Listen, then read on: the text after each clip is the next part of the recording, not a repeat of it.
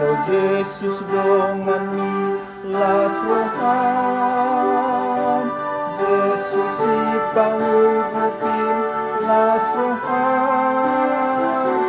Oh apor seaon mi rohot pos mi rohami, mardongat kon Yesus las roham, las roham,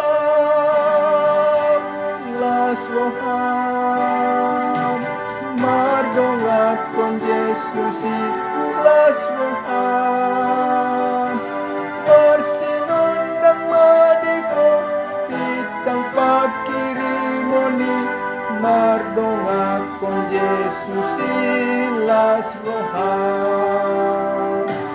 Molo Yesus dongan mi las roham, jagaon naton dimi las roham. Tiruon mo matotong dami ng polong nai, sa leleng ningolumi las roham, las roham, las roham. Madongat kon Yesus las roham. Marsinon ng madipo pitang pakirimoni, madongat kon Yesus las roham.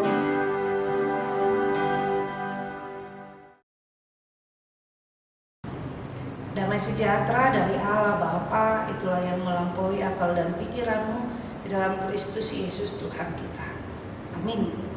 Kita yang dikasihi dalam nama Yesus Kristus, renungan buat kita pada hari ini tertulis dalam Lukas pasal 17 ayat 6. Saya akan bacakan buat kita. Jawab Tuhan, kalau sekiranya kamu mempunyai iman sebesar biji sesawi saja, kamu dapat berkata kepada pohon ara ini, terbantunlah engkau dan tertanamlah di dalam laut, dan ia akan taat kepadamu. Demikianlah firman Tuhan.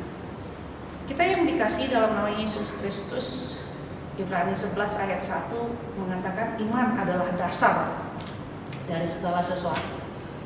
Yang saya garis bawahi adalah dasar. Artinya iman adalah landasan hidup orang Kristen. Di dalam iman kita dimampukan untuk menjalani hidup ini, sekalipun hidup kita sangat susah atau bergumul, khususnya di masa pandemik ini. Atau mungkin di masa pandemik ini kita stres hanya mendengar berita dari sana atau media sosial, kemudian ada rasa kekhawatiran di dalam diri kita. Karena itu diperlukan iman. Bagaimana kita menjalani kehidupan ini. Karena itu kita yang dikasihi dalam nama Yesus Kristus, Yesus Kristus ajarkan iman itu adalah sebesar biji sesawi. Sekiranya kamu mempunyai iman sebesar biji sesawi. Biji sesawi itu kira-kira besarnya seperti bibit bayam. Kalau saudara yang dikasih dalam nama Yesus Kristus tahu bibit bayam sebesar itu. Tetapi ketika bibit bayam itu tertanam di dalam diri kita, atau biji sesawi itu tertanam di dalam diri kita, dia akan bertumbuh seturut dengan usia kita. Karena itu Paulus katakan, ya sebenarnya imanmu harus sesuai dengan usiamu. Jangan lagi iman yang kecil, tapi sesuai dengan usiamu. Karena itu iman itu harus bertumbuh di dalam diri seseorang supaya dia kuat.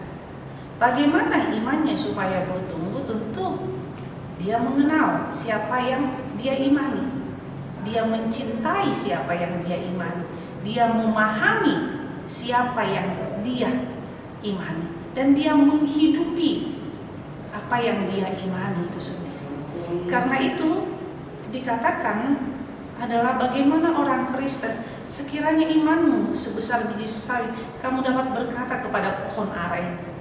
Artinya adalah iman manusia itu yang tidak gampang remuk, atau iman manusia itu yang tidak ketakutan, sama seperti ketika Petrus melihat Yesus Kristus berjalan di atas air. Sebenarnya dia mampu, tapi karena dia ketakutan akhirnya dia tenggelam. Dan seperti itulah iman orang Kristen itu, terkadang kita juga harus berjalan di dalam gelombang hidup itu. Kita seperti kata pimpinan negara kita ini, ya kita harus sama-sama hidup di tengah-tengah pandemik ini. Karena itu kita yang dikasihi dalam nama Yesus Kristus, ketika Allah sudah membaptis kita di dalam nama Allah Tritunggal itu sendiri, kita sudah menjadi bagian dari keadaan Kristus. Allah sudah memasukkan rohnya di dalam diri kita dan kita sudah beriman kepada Dia. Karena itu mari kita dekatkan diri kita kepada Allah supaya kita lebih lagi beriman, karena memang iman itu di luar logika. Contohnya, ketika Abraham Tuhan suruh ke tanah Kanaan, kemudian Tuhan katakan, engkau akan menjadi bangsa yang besar. Bagaimana mungkin dia menjadi bangsa yang besar? Dia sudah tua, tapi belum mempunyai anak. Dan ketika dia sudah tua, istrinya menopause, dia punya anak, dan itu hanya satu. Tetapi dari satu orang, anaknya itu, dia mempunyai 3 cucunya. Dan di situ kita melihat bahwa, maaf, bukan 3 tapi 2, Ishak mempunyai 2 anak, yaitu Esau dan Yakub. Dan di situ pertama menjadi 12 suku bangsa Israel dan menjadi besar. Yang kedua, ketika seorang perempuan Sarfat didatangi oleh Elia katakan, berikan kepada kedua. Dia mau.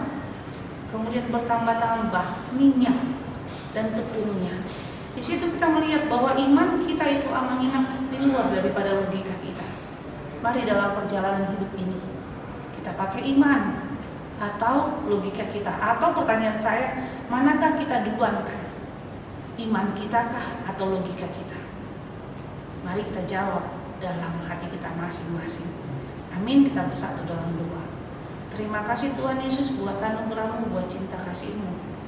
Biarlah Tuhan kami selalu memakai iman kami dalam hidup kami, karena kami tahu rancangan Allah begitu indah dalam hidup kami. Dalam nama Yesus Kristus kami berdoa padamu. Amin. Anugerah Tuhan Yesus Kristus dan kasih Allah dan persekutuan Roh Kudus itulah yang menyertai-Mu. Amin.